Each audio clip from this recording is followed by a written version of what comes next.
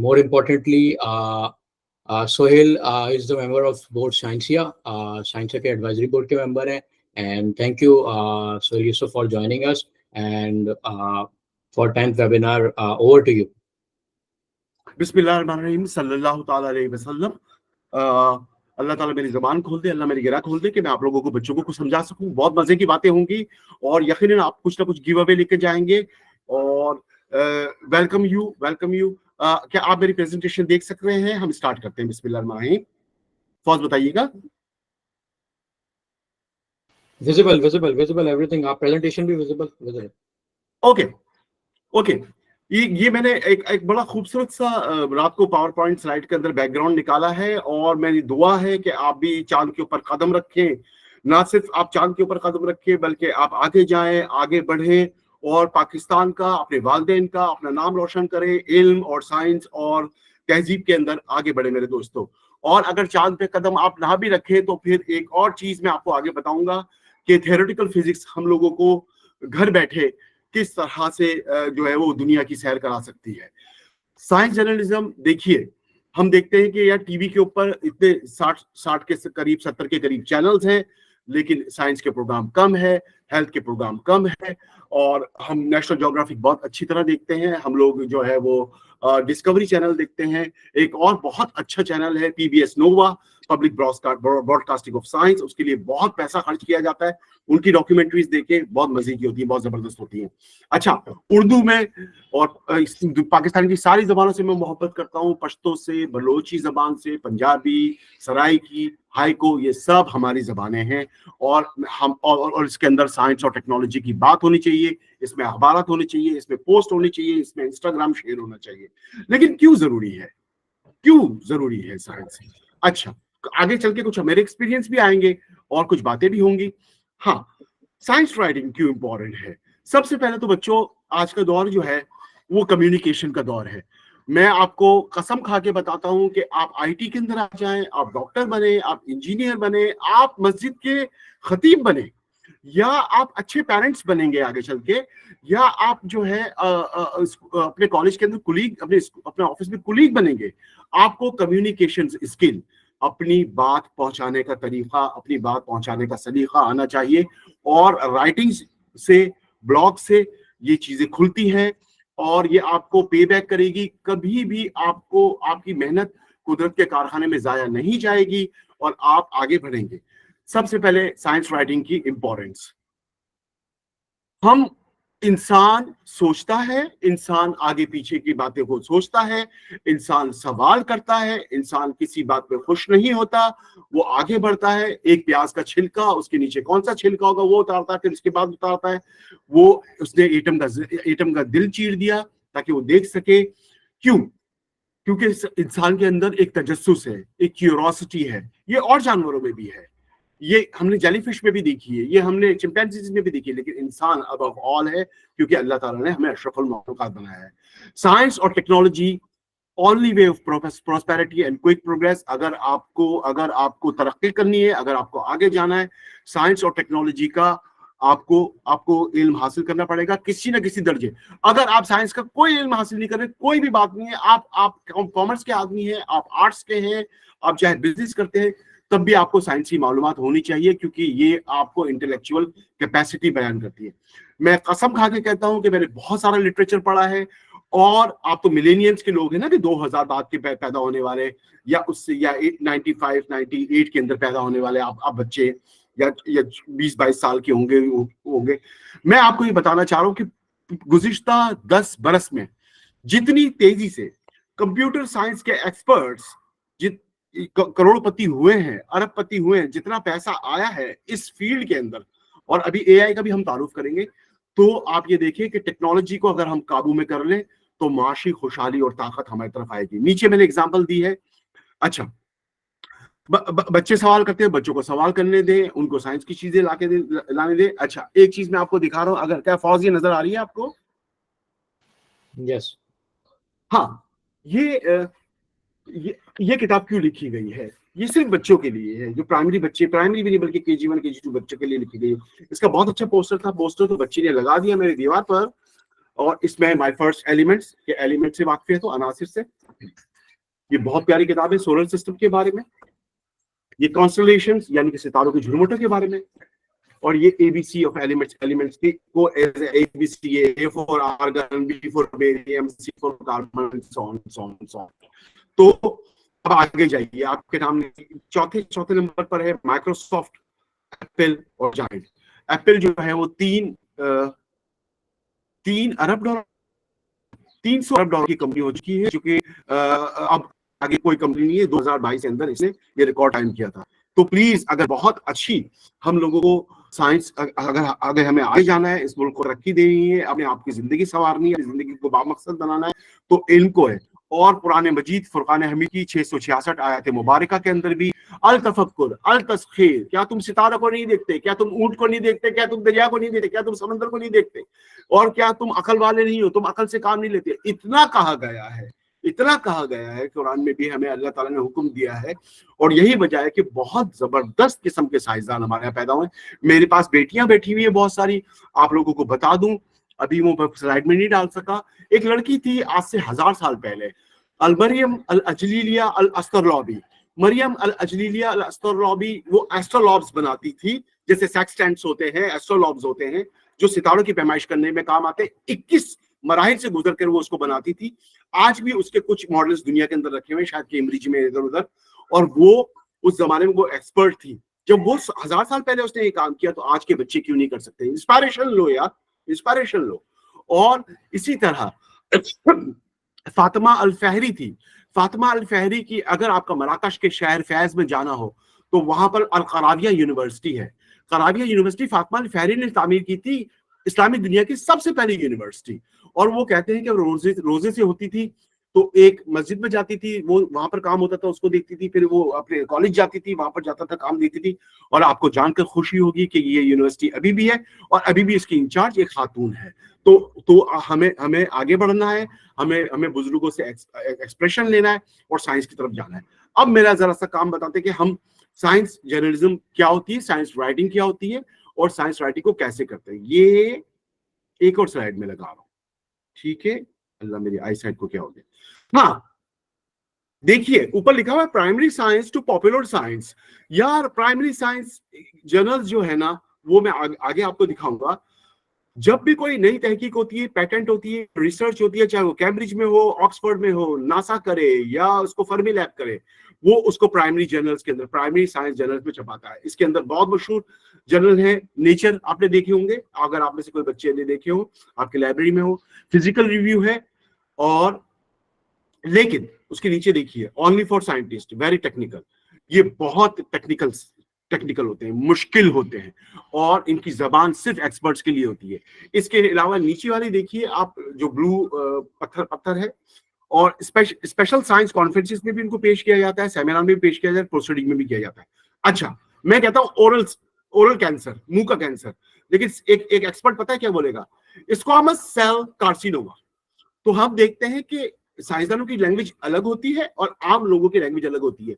अब ये मेरा काम है, ये फौज का काम है, सादिका का काम है कि वो उस टेक्निकल चीज को आसान करके पॉपुलर साइंस के अंदर भेजे। तो नेचर, अब पॉपुलर साइंस की तरफ आ जाए, सीधे हाथ पे देखिए स्लाइड के। तो सुहेल जो है वो जंप मार रहा है, इस तरफ बीच में खड़ा हुआ है, और उस तरफ को मेरे 5 फेवरेट मैगजीन है, न्यू साइंटिस्ट है, साइंटिफिक अमेरिकन है, और साइंशिया की जो वेबसाइट है ये भी पॉपुलर साइंस है।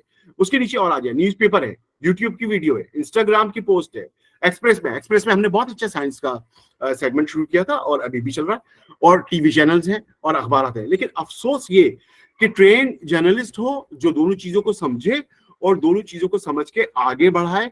ये होता है कि हम प्राइमरी जर्नल से चीज लेते हैं और उसको पॉपुलर साइंस के तौर पर बयान करते हैं।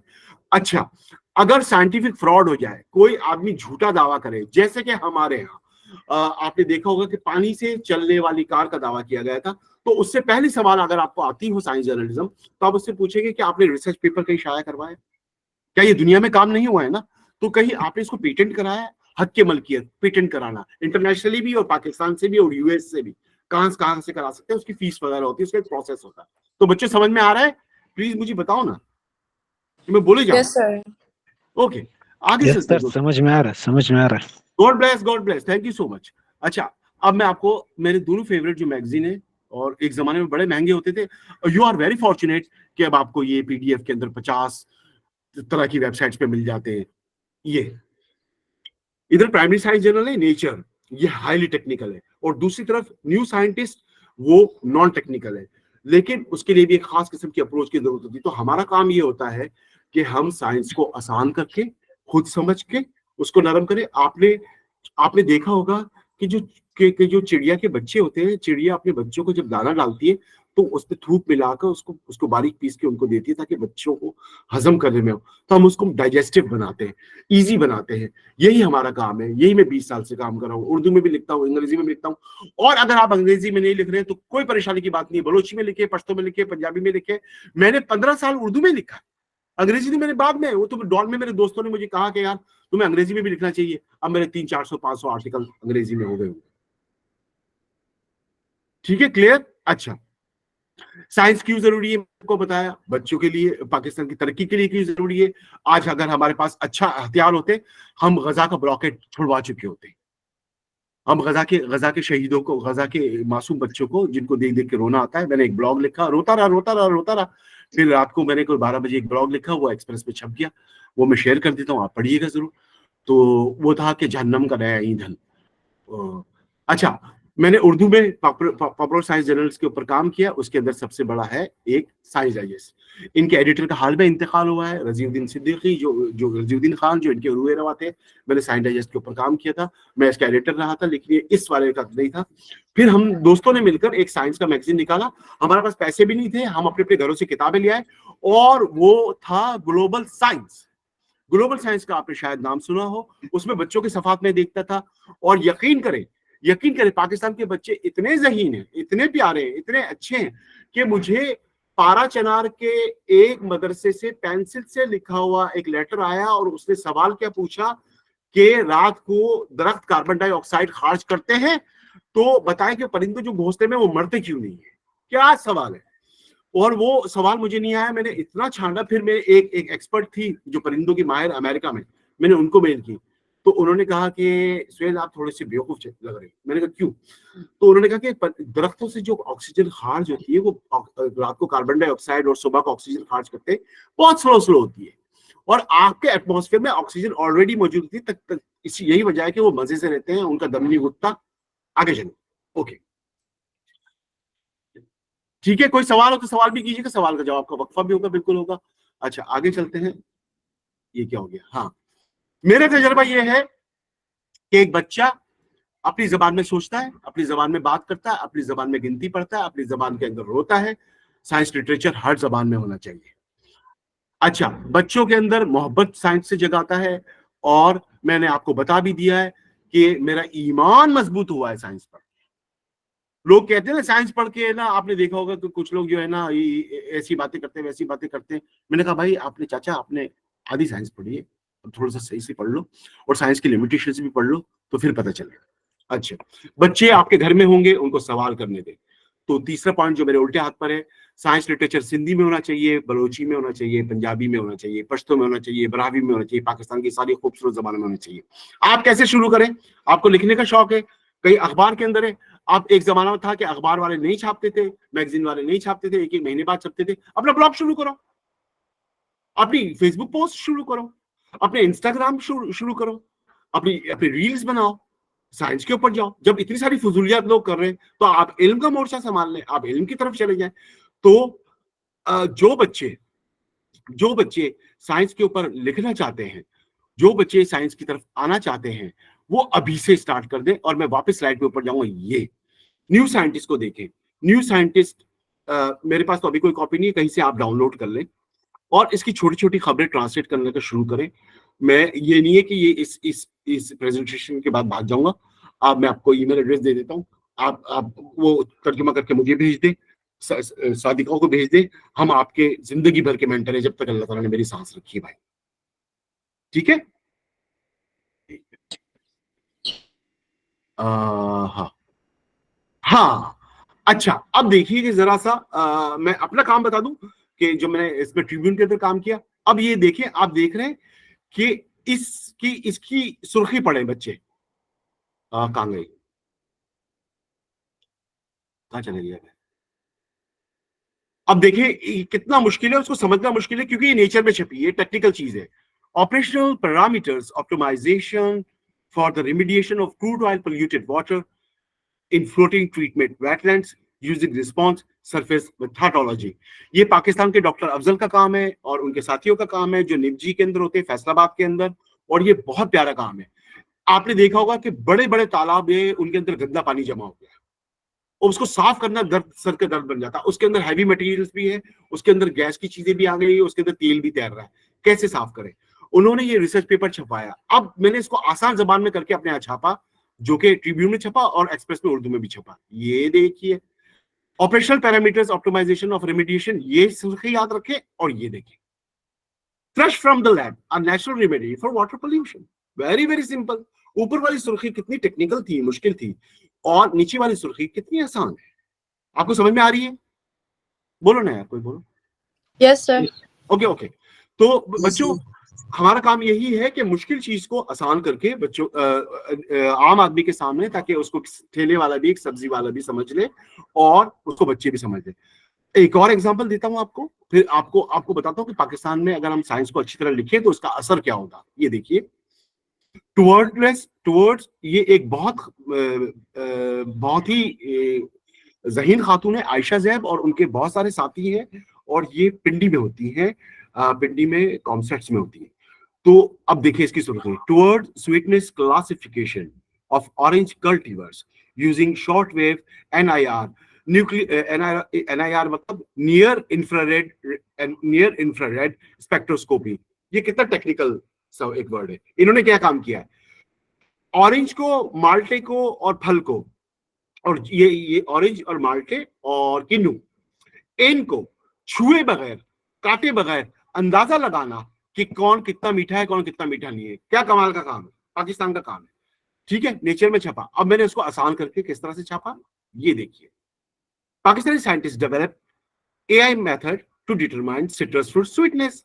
सिट्रस फ्रूट खटास वाले और फ्रूट स्वीटनेस का ये, और इन्होंने बहुत अच्छा काम किया कि ये अपनी कुलीग के साथ गई आयशा, और यहां जाकर उन्होंने क्या किया, एक सेकेंड, उन्होंने क्या किया कि पहले उन्होंने इंसानों को टेस्ट करवाया और मीठे फल लिए, फिर उन्होंने खट्टे फल लिए, और उनका स्पेक्ट्रोस्कोपिक जो पैमाना है वो लिया। अब उसके बाद ये है कि आपको अंदाजा हो जाता है, सिर्फ आप उसके ऊपर कैमरे की लाइट मारते हैं और वो आपको बताता है ये फ्रूट मीठा या नहीं है, छिलका उतारे बगैर। अब इसका इस्तेमाल बताऊं आपको। फर्ज करें कि आपकी फैक्ट्री है जूस बनाने की, फर्ज करें कि आपकी फैक्ट्री अचार मुरब्बा बनाने की। अब कौन माइका लाल है जो एक एक फल को चेक करेगा कि ये मीठा है, खट्टा है? आपने कैमरे लगा दिए, नीचे से फ्रूट गुजर रहे हैं, वो आपको बता रहे हैं, और जो फ्रूट मीठा नहीं है वो खुद ही खुद आउट हो जाएगा, है ना। तो ये एक बड़ी जबरदस्त चीज थी जो मैंने की। अच्छा, पाकिस्तान का हम देखते हैं कि यार पाकिस्तान में कुछ नहीं है, पाकिस्तान के अंदर जरा सा मसाइल हैं, अभी भी माशी मसाइल भी हैं, माली मसाइल भी है, लोग मायूस है, बेरोजगार है, बाहर जा रहे हैं। बाहर जाए जरूर, जिन बच्चों को बाहर जाने का मौका मिलता है वो बाहर जरूर जाएं, लड़कियां भी जाएं, लड़के भी जाएं। आपको खुशखबरी ये सुना दूं कि एक फेलोशिप होती है। आप में से फौज कितने ये बच्चे मैट्रिक के हैं, ये बच्चे कॉलेज के हैं, यूनिवर्सिटीज के हैं? ज्यादातर यूनिवर्सिटी गोइंग, यूनिवर्सिटीज के। Very good. तो प्लीज आप, जो बच्चियां हैं उनके लिए मैडम क्यूरी फेलोशिप है। जो बच्चे एरास्मस म्यूंडिस लेना चाहते हैं कि यूरोप के 3 मुल्कों के अंदर आप मास्टर्स करते हैं, शिवनिंग स्कॉलरशिप्स है, फुलब्राइट अमेरिका की स्कॉलरशिप है, और जापान की नेक्स्ट स्कॉलरशिप है, और फ्रांस की बहुत मशहूर है, मुझे नाम याद आ जाएगा अभी। आप प्लीज स्कॉलरशिप के लिए अप्लाई करें, आप आगे पढ़ें, और जो है लड़के जो है वो जरूर जाएं, लड़कियां भी जाएं अपने वालिदैन की इजाजत के साथ, और इल्म हासिल करें, आगे पढ़ें। अगर आपका 2-3 साल का, 5 साल का एक्सपोजर हो जाता है अमेरिका, बरतानिया, जर्मनी, जापान में, वहां का इल्म, वहां की रोशनी यहाँ लेकर आए। मैं आपको एक स्टोरी बता रहा हूँ कि पाकिस्तानी एरास्मस म्यूंडिस के अंदर मुसलसल 2 साल से नंबर 2 या नंबर 3 आ रहे, ठीक है, कभी 105, कभी 106, कभी 100, 103। तो इंडिया को भी पीछे छोड़ दिया है। पाकिस्तानी बच्चे इतने काबिल है, कोई परेशानी की जरूरत नहीं है, कोई मायूस होने की जरूरत नहीं है। मुसलमान कभी भी मायूस नहीं होता, ठीक है।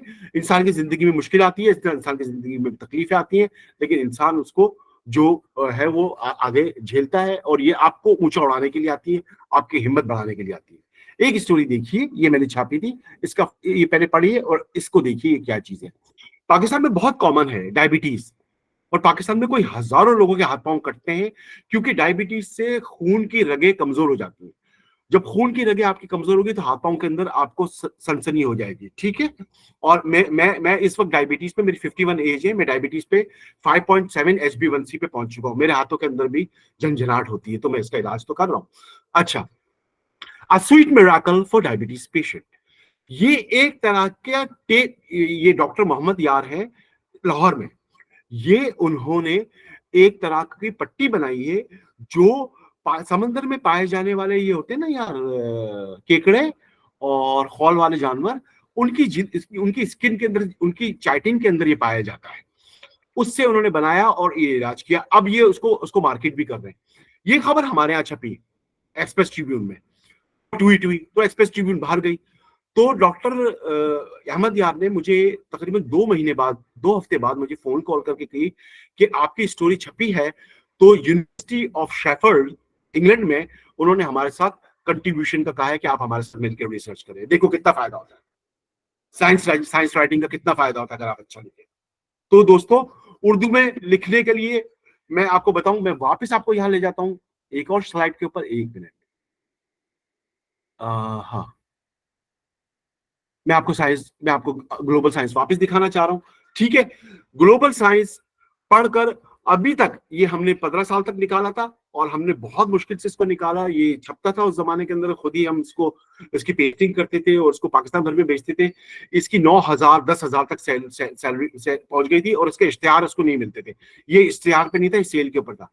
कम से कम 8 बच्चे या 10 बच्चे मुझे ऐसे मिल चुके हैं जो कहते हैं कि हम ग्लोबल साइंस पढ़ के साइंटिस्ट बने। और एक तो ग्लासगो के अंदर है, जहां दुनिया की पहली मैमल्स को, डॉली को क्लोन किया गया था। डॉली एक भेड़ थी, उसकी क्लोनिंग की गई थी वहां पर। यार इंस्टीट्यूट का नाम याद आ जाएगा अभी याद, कैरोलिंस्का नहीं, कैरोलिंस्का नहीं, इंस्टीट्यूट का नाम मुझे याद आ जाएगा, मैं आपको बताता हूँ। तो वापस आते हैं स्टोरी के ऊपर, एक और स्टोरी। ये आपने देखा होगा कि कुछ लोग जो है, नहीं वो उनको मालूमात नहीं होती, तो फेसबुक के ऊपर कहते हैं कि एक बेबी पैदा होता है जिसके सर के ऊपर आंख होती है। कभी देखा है इस तरह से? जिसको कहते हैं कि दज्जाल है यार, दज्जाल है, नौजुबिल्ला। इसको अब दज्जाल आएगा जब आएगा, तो वो दज्जाल नहीं होती। ये बच्चे कहलाते हैं साइक्लोपिया। क्या कहलाते हैं? साइक्लोपिया। उनकी माथे के ऊपर आंख आ जाती है, और ऐसे बच्चे जीते नहीं है, 2-3 दिन में मर जाते हैं, ठीक है। पाकिस्तान में साइक्लोपिया बेबीज पैदा होते हैं, एबनॉर्मलिटीज है। तो इन्होंने क्या किया, डॉक्टर मुश्ताक ने कराची के अंदर, इन्होंने एक फ्रूट फ्लाई, जो फल मक्खी होती है ना, मोटी वाली रंग बिरंगी फलों के ऊपर जो जो आती है, जिसको ड्रोजीफिला बोलते हैं, ड्रोजीफिला का उन्होंने एक्सपेरिमेंट किया। उन्होंने ड्रोजीफिला एक आंख वाली पैदा कर ली लैब के अंदर, लेकिन वो उन्होंने वो तरीका पेटेंट किया हुआ है। अब ड्रोजीफिला क्यों इंपॉर्टेंट है मैं आपको बताता हूँ। इंसान के जो जीन है, मेरे और आपके जो जीन है, जो क्रोमोसोम में पाए जाते हैं, जो डीएनए के अंदर जो जीन पाए जाते हैं, GTAC, गोआनाइन, थायामाइन, साइटोसाइन और एडिनाइन, ये उनकी GTAC की अरेंजमेंट है। बच्चे बायोलॉजी के बच्चे बैठे हुए हैं, वो जानते हैं। तो इसके और हमारे जो है ना, ये फल मक्खी हमारी इतनी प्यारी दोस्त थे, इतनी प्यारी दोस्त थे कि हमने बहुत सारी दवाएं इस गरीब पर आजमाई है। जिस तरह हम एक्सपेरिमेंट के पूरे साल पूरी दुनिया के अंदर पता नहीं कितने करोड़ चूहों के ऊपर हम एक्सपेरिमेंट करते हैं, उसी तरह हम ड्रोजीफिला के ऊपर भी एक्सपेरिमेंट करते हैं। तो उन्होंने ये मक्खी ड्रोजीफिला बनाई, और उसके अंदर जो जीन्स हैं, मुख्तलिफ जीन्स को स्विच ऑफ करके, स्विच ऑन करके, मुख्तलिफ जीन्स को म्यूटेट करके वो किया है। अच्छा, जीन्स की बात आई है तो प्लीज मैं एक बात बोल दूं, और नौजवानों को भी बात बोल दूं। लोग मुझे बोलते हैं कि आप ना नौजवानों को गुमराह कर रहे हैं। भाई, मैं गुमराह नहीं कर रहा। प्लीज प्लीज प्लीज अपने कजन के अंदर शादी नहीं करें। अगर आपको, मैं आपको बता रहा हूं, मैं आपको उसकी एग्जांपल दे रहा हूं, अगर आपके नाना नानी कजन थे, आपके मामा पापा कजन थे, तो अब आप कजन पे मैरिज नहीं करेंगे, क्योंकि उससे जेनेटिक पूल से करता है। पाकिस्तान के अंदर हम लोगों के अंदर ये हो गया है कि ये बिरादरी की लड़की बिरादरी में जाएगी, बिरादरी का लड़का बिरादरी के अंदर ही जाएगा, और ना फलाना कबीले के अंदर ही हम शादी करेंगे। नहीं, मैं आपको ये नहीं कह रहा। आप अपने पेरेंट्स को बोले कि आप दूर दराज हमारी शादी करें। इसकी वजह यह है कि हमारे यहाँ हेमोफीलिया, हमारे यहाँ मुख्तलिफ किस्म के कैंसर्स, हमारे यहाँ मुख्तलिफ किस्म की जेनेटिक डिजीज, और कोहार्ट यूनिवर्सिटी ने 1,000 जेनेटिक बीमारियां जो इंटर कजन मैरिजेस की वजह से होती है वो रजिस्टर कराइए। तो मैं आपको बताऊं, एक और फैमिली है, ये पंजाब के अंदर फैमिली निकली है, ADC9, नहीं ADC9 तो दूसरा मामला है। उनके अंदर चचा है और 2 भतीजे हैं, वो जो बहुत बहुत मोटे हैं, उनको किसी किस्म का दर्द नहीं होता। उनको आप ब्लेड मार दो, उनको दर्द नहीं होता। You believe? इसलिए कि उनके अंदर जेनेटिक डिफेक्ट है। और ये दर्द बहुत अच्छा भी होता है। किसी को हार्ट अटैक हो और दर्द का पता नहीं चले तो आदमी क्या करेगा? गया जान से। अगर किसी का हाथ आग के ऊपर पड़ गया और आग में जल रहा है, उसको एहसास नहीं है, तो वो तो गया ना काम से। इसी तरह एक और कबीला है सिंध के अंदर, जिनकी इंटर कजन मैरिजेस थी। उनके अंदर क्या होता है वो मैंने लिखा है, उसमें मार्क 3 जीन है। मार्क 3 जीन उनके अंदर एबनॉर्मल है। वो ये होता है कि उनकी आंखें नॉर्मल होती है। वो स्टोरी मैं आपको 1 सेकंड में आपको भेज देता हूँ, प्लीज मुझे याद दिलाइएगा, मैं आखिर में स्टोरी आपको भेज दूंगा। वो मार्क 3 जीन उनके अंदर एबनॉर्मल है। बच्चे बिल्कुल नॉर्मल होते हैं, आंखें बिल्कुल नॉर्मल होती है। जैसे ही वो 25 साल की उम्र में गुजरते हैं, उनकी आंखों के सफेद डेले सिकुड़ने लगते हैं। 30 साल तक मुकम्मल ब्लाइंड हो जाते हैं। वो मार्क 3 जीन डिफेक्ट है। क्यों? हम लोगों ने अपने जेनेटिक पूल सुकेड़ दिया है। ये कबायली को और अपने हम लोगों ने तफरकाबाजी और सूबाइयत और इसके अंदर, अब मुझे आपसे उम्मीद है कि आप इसको तोड़ोगे भाई, कि ये बलोच है और ये शिया है और ये सुन्नी, ये आप लोगों को इसको तोड़ना है, आप लोगों को आगे बढ़ना है। अच्छा, अब हम आ जाते हैं साइंस के ऊपर, क्योंकि मेरी प्रेजेंटेशन तो यहाँ पर खत्म हो गई। Science books, popular science books का कुछ हम जिक्र करते हैं, और मैं अपने आप को यहाँ पर स्विच कर लेता हूँ। आप मुझे देख रहे हैं? यस अच्छा, यस सर, हम आपको देख रहे हैं। एक किताब है, थैंक यू फॉर, ये एलिजाबेथ, ये स्टीफन हॉकिंग के सबसे पुराने साथी स्टीफन हॉकिंग के, जो थॉमस हर्टॉग है, उन्होंने किताब लिखी है, बहुत मजे की है। अब मैं आपको बताऊं, इस किताब के अंदर मैंने अभी 2 चैप्टर पढ़े हैं, क्योंकि मुझे वक्त नहीं मिलता, तो मैं इसको, और ये किताब ऐसे पढ़ने की भी नहीं है। 2023 में अमेजोन की बेस्ट सेलर, ये थैंक यू फॉज यार, फॉज ने प्रिंट करा के दी है मुझे, वरना मैं 3000 की नहीं ले सकता, गरीब आदमी भाई। अच्छा, एक किताब और है, द कमिंग वेव लिखी है मुस्तफा सुलेमान मेरे ख्याल में अरब है, और इसने डीप माइंड नामी ना एक सेटअप शुरू किया था लंदन के अंदर, जो एआई के ऊपर है। आप सब लोगों को एआई पढ़नी है, सब बच्चों को एआई पढ़नी है। प्लीज एआई पढ़ें, एआई की तरफ जाएं और इससे वाकफियत हासिल करें। एडेक्स के ऊपर कोर्स पढ़े हैं, कॉर्सेरा के ऊपर कोर्स पढ़े हुए हैं, माइक्रोसॉफ्ट वाले फ्री कोर्सेज करा रहे हैं, गूगल वाले फ्री कोर्स करा रहे हैं, एमओसीसी दुनिया भर के अंदर है, किताबें मुफ्त के अंदर पड़ी हुई है। पीडीएफ ड्राइव के ऊपर जाओ, वहां से डाउनलोड करो, 70 करोड़ किताबें वहां पर पड़ी है। प्लीज आप एआई को पढ़ें। उसके पेज नंबर 10 पे भी मेरी बेगम गई हुई थी तारिक रोड खरीदारी के लिए, तो ये किताब मैंने उसकी फुटपाथ के ऊपर पढ़ी। 42 पेजेस तो मैं पढ़ चुका हूँ, उसका एक मैं आपको पढ़ के सुनाता हूँ। पेज नंबर 10 के ऊपर वो लिखता है, पेज 10 पे वो लिखता है, अल्लाह आंखों को क्या हो गया,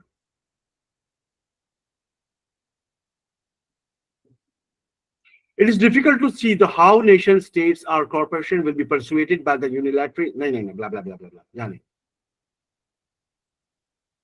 technology stagnant society are historically unstable and prone to collapse. Eventually they lost their capacity to solve the problems. वो ये कहता है कि जो कौमें या जो सोसाइटियां, जो मुआशरे टेक्नोलॉजी के साथ नहीं चलते, नई टेक्नोलॉजी को हासिल नहीं करते, वो अपने मसाइल हल नहीं कर सकते। एक वक्त ऐसा आता है कि वो कोलैप्स हो जाते हैं, वो जवाल में हो जाते हैं, जवाल में पहुंच जाते हैं। तो प्लीज आप टेक्नोलॉजी से मोहब्बत करें, टेक्नोलॉजी भी सीखें, साइंस भी सीखें। साइंस की अमली साइंस का प्रैक्टिकल टेक्नोलॉजी है, सीधी सी बात है भाई, ठीक है। अच्छा, अब आप देखें कि साइंस की किताबें क्यों लिखी जाती है उर्दू में, कि साइंस की किताबों का लिखना बहुत जरूरी है।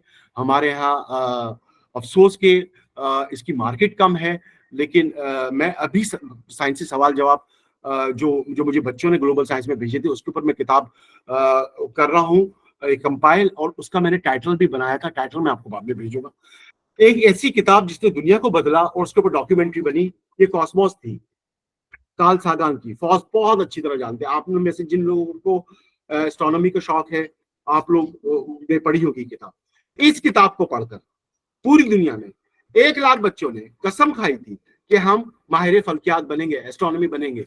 तो अल्लामा इकबाल जो कहते हैं, सबक मिला है ये महराज मुस्तफ़ा से मुझे, सल्लल्लाहु अलैहि वसल्लम, सबक मिला है ये महराज मुस्तफ़ा से मुझे कि आलमे बशरियत की जद में है गर्दू, कि महराज मुस्तफ़ा से मुझे सल्लल्लाहु अलैहि वसल्लम से सबक मिला है कि हमें भी फल्कियात पढ़नी चाहिए, हमें भी एस्ट्रोनॉमी पढ़नी चाहिए, सितारों के राज जानने चाहिए, सैयारों के राज जानने चाहिए, फिलामेंट्स क्या है, बिग बैंग क्या है, बिग बैंग से पहले क्या था, बिग बैंग के बाद क्या होगा, कायनात के कोई ऑल्टरनेटिव मॉडल है या नहीं है, या कि ये कायनात सिर्फ शैडो है, या इस कायनात के अंदर हम सिर्फ एक सिमुलेशन के अंदर रह रहे हैं, या हम हकीकी है या नहीं है। That's on, so on, so on, so on. अगर किसी के पास टाइम है और बहुत प्लेजर रीडिंग की जरूरत है, कि जैसे कि लंबी नरेटिव साइंस की, जिसके अंदर साइंस एक्सप्लेन भी हो और मजे की चीज हो, तो हर साल छपती है दिसंबर में the best American science and nature writing. ये भी बहुत अच्छी है। वक्त मिले तो मैं इसकी कुछ तर्जुमा कर सकता हूँ और आगे इसको हम कर सकते हैं। लेकिन कहाँ गई। हाँ, इसी तरह एस्ट्रोनॉमर रॉयल है, ये दुनिया के माने हुए एस्ट्रोफिजिक्स थे, अभी भी हयात हैं और इनको सर का खिताब मिला है। इनका नाम है सर मार्टिन रीस। सर मार्टिन रीस भी किताब लिखते हैं। मेरी सवाल ये है कि ये लोग, इतने मसरूफ लोग, वक्त निकालकर ये किताबें क्यों लिखते हैं, आपके लिए, मेरे लिए, ताकि हम पॉपुलर साइंस की तरफ जाएं और पॉपुलर साइंस पर पढ़ें और उसको आगे बढ़ें। हाँ, 5 दफा नॉन टेक्निकल लोग भी लिखते हैं, मसलन एलिजाबेथ कॉलबर्ट। एलिजाबेथ कॉलबर्ट ने ये किताब लिखी द सिक्स्थ एक्सटिंक्शन के ऊपर, कि कायनात खत्म, के जमीन के ऊपर जो जानवर मर रहे हैं और जिस तरह से ग्लोबल वार्मिंग है और जिस तरह से जो है वो स्पीशीज खत्म हो रही है, इस पे मुझे एक नॉवेल का ख्याल आया, उसके ऊपर काम कर रहा हूँ। आप दुआ करें कि हम लिख सकें और आपकी खिदमत में पेश कर सकें। तो एलिजाबेथ कॉलबर्ट की सिक्स्थ एक्सटिंक्शन को पुलिजर अवार्ड मिला है, हालांकि ये साइंसदान नहीं है, इसकी डिग्री तो है साइंस की। तो प्लीज आप किसी से भी कम नहीं है, आप अपने आप को किसी से भी कम नहीं समझे, आप लिखना शुरू करें, आप पढ़ना शुरू करें, आगे जाएं और अल्लाह ताला ने आपको बेपनाह सलाहियत दी है, अपनी सलाहियतों को पहचानें, सुबह उठ के आईने के सामने जाएं और कहें आई एम द बेस्ट, मैं तरक्की करूंगा, मैं करूंगी, मैं आगे जाऊंगी और मेरे सामने मेरे मसाइल कुछ भी नहीं है। तो यार 20 मिनट्स लेफ्ट, क्वेश्चन आंसर करेंगे या मैं कैरी ऑन करूं? मैं तो कई घंटे तक बोल सकता हूं। Yes I guess question answer करते हैं अब। और अमेजिंग, बहुत जबरदस्त गया। तो भाईजान सवाल नहीं करोगे तो बेकार है। इसका मतलब है अगर कोई बच्चा सवाल नहीं कर रहा है तो उसका मतलब है कि इसको 100% समझ में आया है या फिर 0% समझ में आया है। सवाल करें भाई। okay.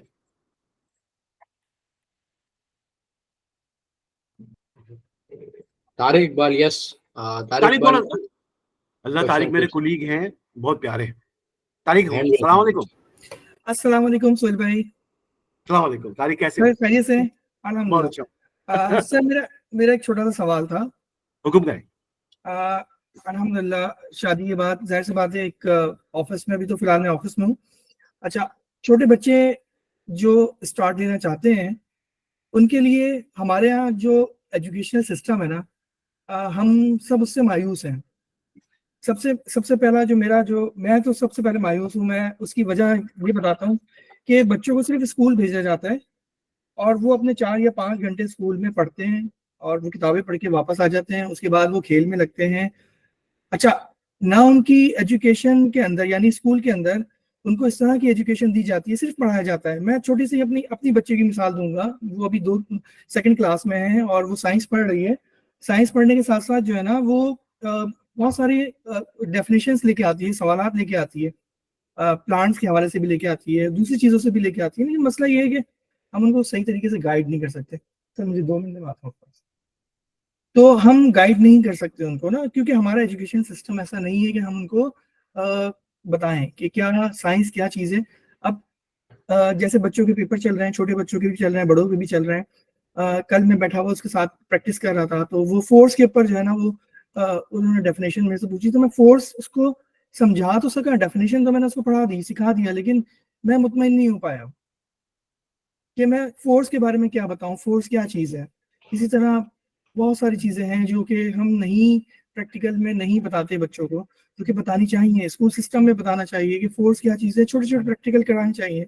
मैं नहीं कहता कि आप फर्स्ट सेकंड थर्ड क्लास से जो है वो प्रैक्टिकल कराना शुरू कर दें, लेकिन हमारा एजुकेशन सिस्टम हमें बर्बाद कर रहा है, इंसानी मशीनें पैदा कर रहा है, जो कि मेरे ख्याल में मेरे कोलीग्स यहाँ पे जो दोस्त या जो बच्चे या मेरे हम उम्र बैठे हुए हैं इस बात से एग्री करेंगे।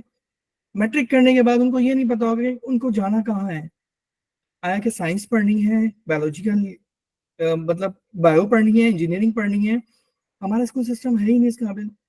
तो मैं शिकवा तो कर ही रहा हूँ अपने मुल्क से, लेकिन मुझे बहुत अच्छे लोग भी चाहिए, या सुहेल साहब आपके जैसे, जो कि हमें बताएं, हमें गाइड करें, पेरेंट्स को गाइड करें, बच्चों को गाइड करेंगे उन्होंने करना क्या है।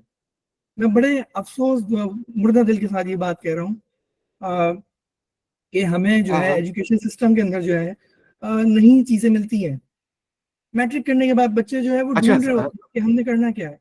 तो बस साइंस के हवाले से एक बहुत अच्छे वेबिनार आपने शुरू किया, तो मैं सिर्फ गाइड चाहूंगा कि हमें किस तरह से स्टार्ट लेना चाहिए, बच्चों को किस तरह से हमें बताना चाहिए क्या चीज करनी है क्या नहीं करनी, कहाँ से स्टार्ट लेना है, ताकि एटलीस्ट वो मैट्रिक में 18-16 साल की उम्र में जाके उनका एक प्लान बने जिंदगी में कि उन्होंने आगे जाके करना क्या है।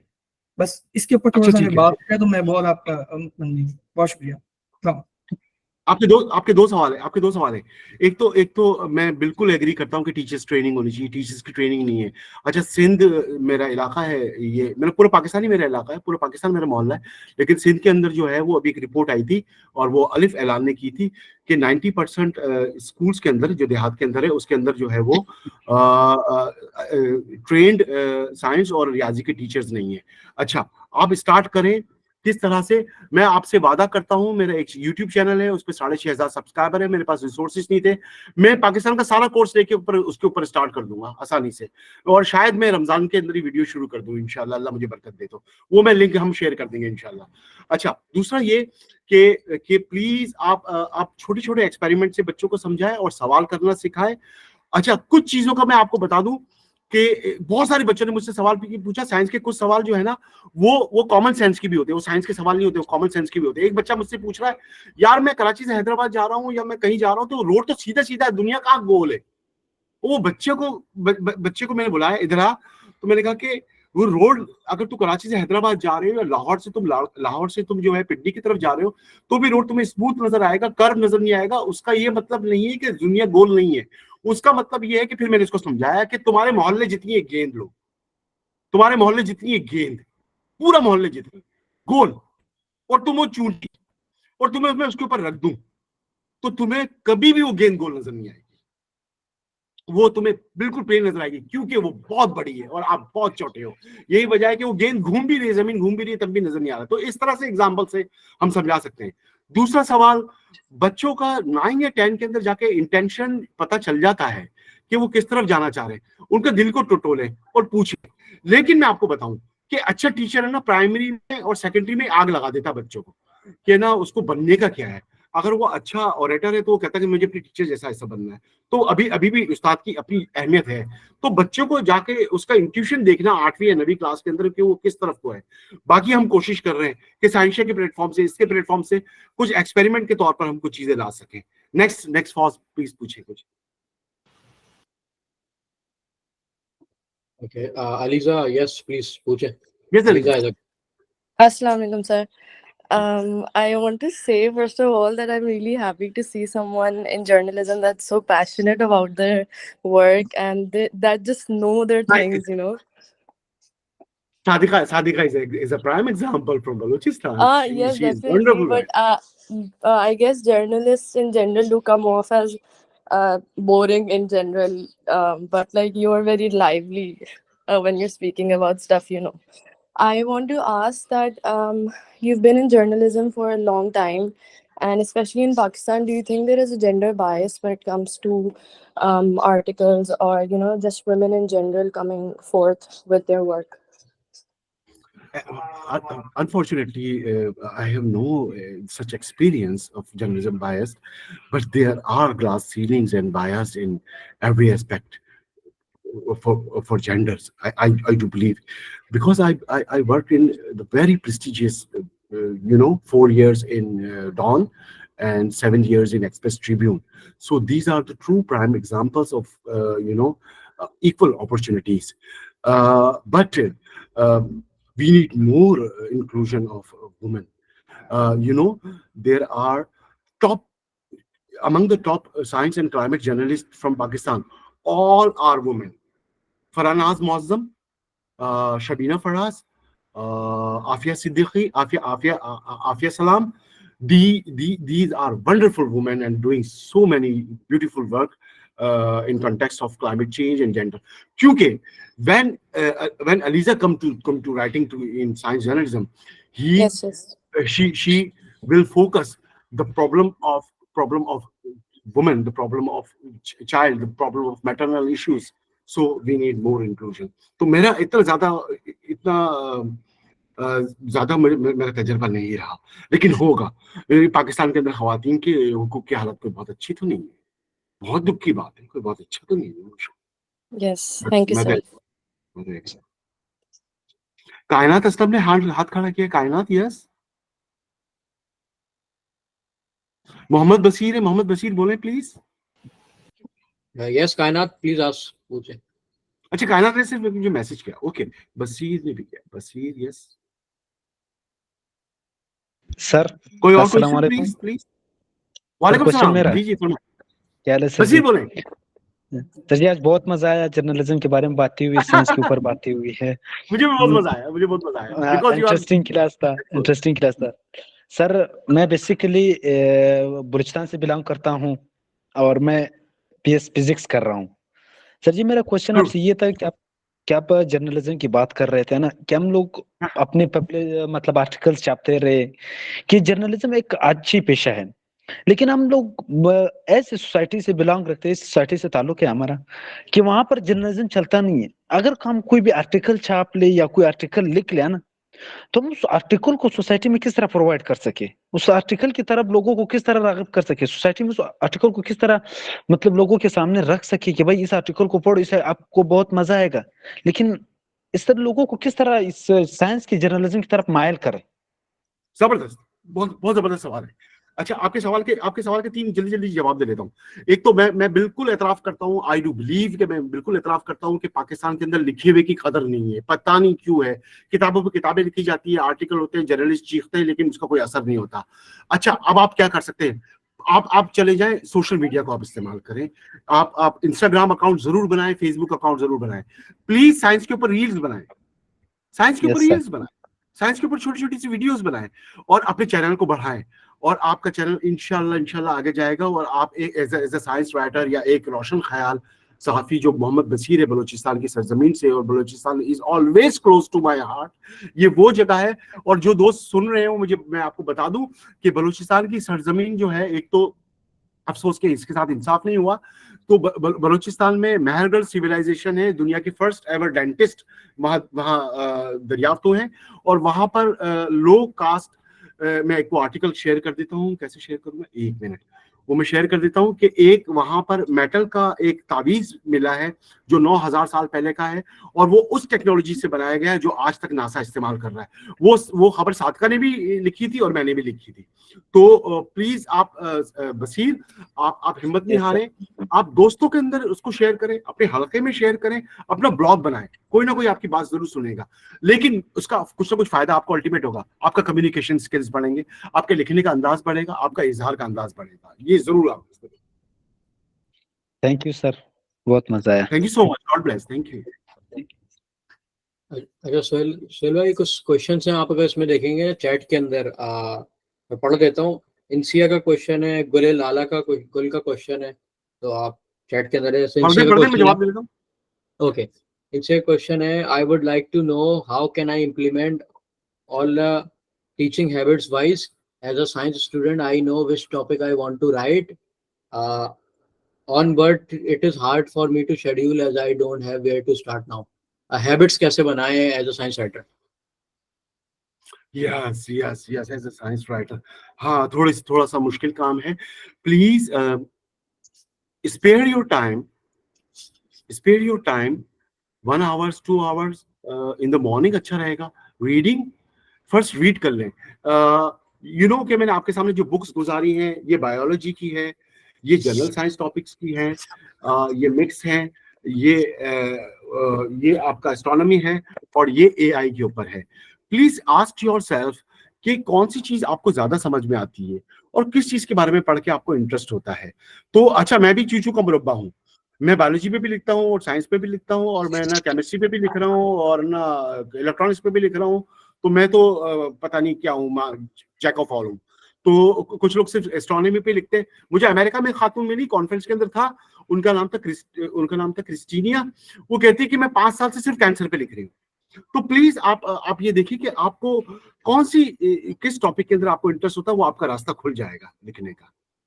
और मैं ईमेल एड्रेस दे रहा हूँ, आप बाद में भी राब्ता कर सकते हैं। सारे दोस्त सबके लिए मैं ईमेल एड्रेस दे देता हूँ। कहाँ दूं? एक मिनट, कहाँ दूं भाई? अच्छा, ठीक है, हाँ बोले। स्पॉस का अगर कोई सवाल आ रहा तो बोले, मैं यस, ईमेल एड्रेस। गुल का क्वेश्चन है कि अगर जब आप साइंस कम्युनिकेट कर रहे हैं तो आप इस डाइवर्स ऑडियंस के लिए, यानी सबका माइंड में रख के करें या किसी स्पेसिफिक ऑडियंस के लिए? मेरा हमेशा से ये है कि स्पेसिफिक ऑडियंस के लिए किया था। अच्छा, जब ग्लोबल साइंस में हम थे, ग्लोबल साइंस की मैंने आपको एग्जांपल्स भी दी, तो हम क्या करते थे कि ना बच्चों के सफात अलग होते थे कि बच्चों की वोकैबुलरी जरा लो होती है। तो मैं कोशिश करता हूँ कि एग्जांपल्स दूं और आम जगह से एग्जांपल्स दूं। मैं आपको एक एग्जांपल देता हूँ। हमारे पास बलूचिस्तान की दोस्त भी है। बलूचिस्तान के अंदर बलूचिस्तान में फॉल्ट लाइंस हैं, जलजले की फॉल्ट लाइंस हैं, और उसके अंदर जो मूवमेंट हो रही है वो हो रही है 3 to 4 मिलीमीटर पर ईयर, यानी कि, लेकिन वो 3 to 4 मिलीमीटर पर ईयर का मतलब है वो सैकड़ों किलोमीटर के ऊपर है, उसके अंदर प्रेशर डेवलप हो रहा है। तो बलूचिस्तान, यही वजह है कि एक जगह जहां जलजले आते हैं वहां बार बार आते हैं, क्योंकि टेक्टोनिक प्लेट्स या तो स्लिप हो रही है, ये देखें नीचे जा रही है, या आप आपस में स्लाइड कर रही है, या ऊपर आ रही है। तो बलूचिस्तान के, तो मैंने ये कहा कि ये 1 मिलीमीटर को मैं, चंद मिलीमीटर को मैं कैसे समझाऊं। तो मैंने कुछ लोगों की उंगली की ये मेजरमेंट ली, दोस्तों की, तो कहा कि आपकी जो छोटी छंगली उंगली है, जिसको क्या कहते हैं, इंडेक्स फिंगर नहीं, क्या बोलते हैं इसको यार, उसके जो नाखून की जो चौड़ाई है, इतनी मूवमेंट बलूचिस्तान की फॉल्ट लाइंस में हो रही है। तो हम बहुत आसान करके रोजमर्रा की एग्जाम्पल से लोगों को समझाने की कोशिश करते हैं। इसी तरह मैंने एक आर्टिकल लिखा था कि मिर्गी क्या होती है। आपको पता है मिर्गी क्या होती है? ब्रेन के अंदर, हम अगर मैं आपको छोटा करके अपने ब्रेन में डाल दूं, या आप खुद ही अपने ब्रेन के अंदर चले जाएं, तो आपको पता चलेगा कि 50,000 किस्म के बिजली के जमाके हो रहे हैं। ये बिजली की एक्टिविटी है ना यार, जिसको ईईजी से हम ईईजी से देखते हैं। मिर्गी के मरीजों का क्या होता है कि उनके अंदर न्यूरॉन फायर होते हैं और बॉडी को समझ नहीं आता कि क्या करना है, उनको दौरे पड़ने लग जाते हैं। तो डॉक्टर नवेद सैयद ने उसके ऊपर मैंने रिसर्च की थी, तो मैंने उस आर्टिकल के अंदर ये लिखा था, अगर मैं आपको दिमाग के कमरे में डाल दूं, अगर मैं दरवाजा खोल के दिमाग के एक हॉल के अंदर डाल दूं, तो आप देखेंगे कि इधर से उधर बिजली दौड़ रही है। ये वो मूवमेंट है, ये वो बिजली की इंफॉर्मेशन है जो को कभी कभी हाथ हिलाने को कहते हैं, कभी वो मुझे नजर उठाने को कहते हैं, कभी वो मुझे खाने खिलाने को कहते हैं। पूरा ब्रेन मेरे आसाब को, मेरे पाँव के नाखून तक को कंट्रोल कर रहा है, और ये पूरी बिजली की एक्टिविटी की वजह से हो रहा है।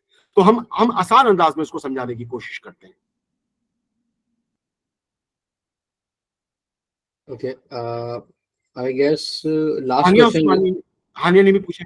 Yes, Hania. Malika wants to ask. Malika, question पूछा. मलिका पूछे।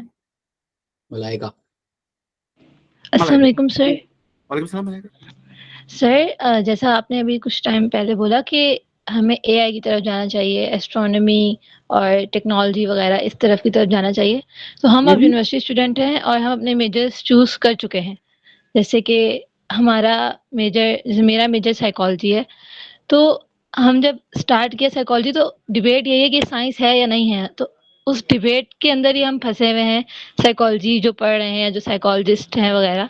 तो हम अपने ही मेजर में रह के साइड बाय साइड हम दूसरे मेजर्स भी देख सकते हैं, लेकिन अपना जो मेन मेजर है उसके ऊपर ही फोकस करके किस तरह साइंस राइटिंग या साइंस कम्युनिकेशन में आगे बढ़ सकते हैं। तो एआई वगैरह। मलाइका, एआई का सवाल क्या था आपका?